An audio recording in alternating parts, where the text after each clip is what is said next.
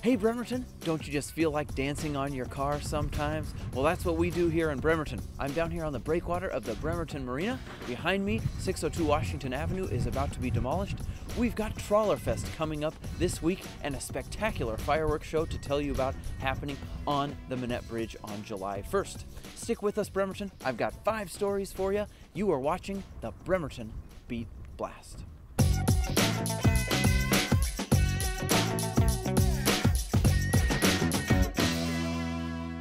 Welcome back to this edition of the Bremerton Beat Blast, sponsored by the Admiral Theater. Story number 1 today is there's going to be one heck of a fireworks show from the Manette Bridge coming July 1st.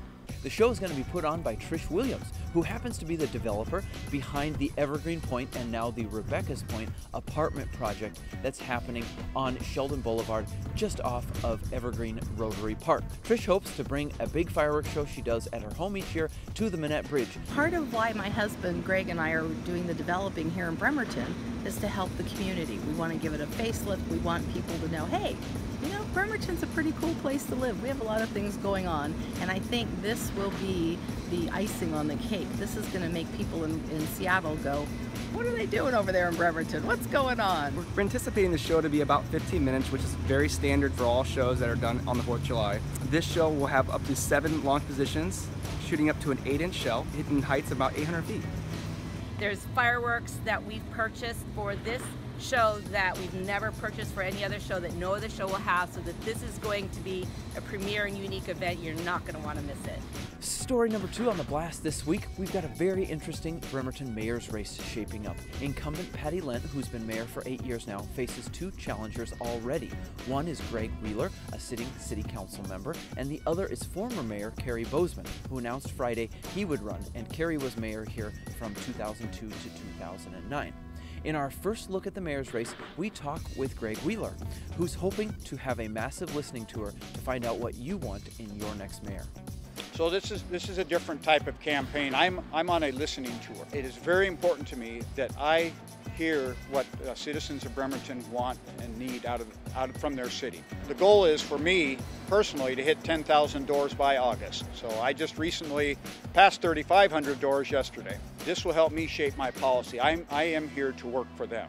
I've served on the council for the last 8 years. I'm a Navy veteran. I retired out of the shipyard 19 months ago, retired out of the engineering department. I have deep roots. I'm deeply committed to our city. I'm deeply committed to our future. I'm dedicated to the progress that we need to continue having. Story number 3 on the Beat Blast this week. Of course, I'm down here at the Bremerton Marina, which is playing host to TrawlerFest. TrawlerFest is a longtime festival that has been held in Anacortes for years, but its organizers wanted a change of scenery.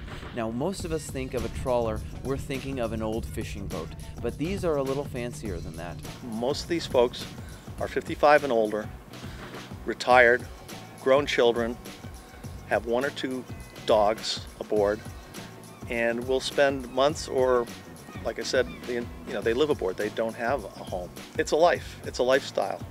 What you have is boats that tend to look like old work boats, but they have been updated and modernized and full of all sorts of comforts and amenities. Story number 4 on the Beat Blast this week is a quick update on 602 Washington Avenue. These are the apartments that I told you about last week that are slated for demolition. On Tuesday, that demolition was carried out.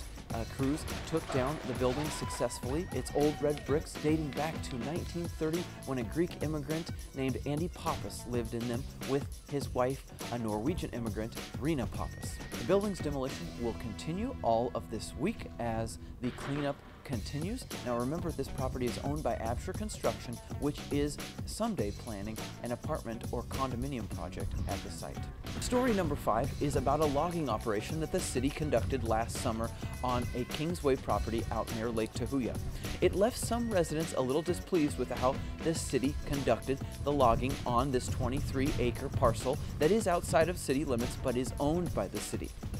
The city says that it followed all of the State Department of Natural Resources logging forestry practices. But Ron Kraus, a local resident who lives out there and who is a real estate agent, wishes the city had done more cleanup of what he thinks is usable logs out at the site. The city came in and logged this, took all the money trees out of it, and then left a mess for people that live here to drive through. This is a public asset, and I don't think the city took care of it appropriately. I spoke with the state's Department of Natural Resources, and they said, in fact, the city did follow procedures. And while it may look a little bit ugly, the city was within the law in logging this property. That's going to do it for this edition of the Bremerton Beat Blast. One more note, at 7 p.m. on Thursday, we'll recap all the month's news at Kitsap Quiz Night at East 11th Street's Manette Saloon. Hope you can join us there. Have a fabulous rest of your week, everybody, and we'll see you again next Tuesday.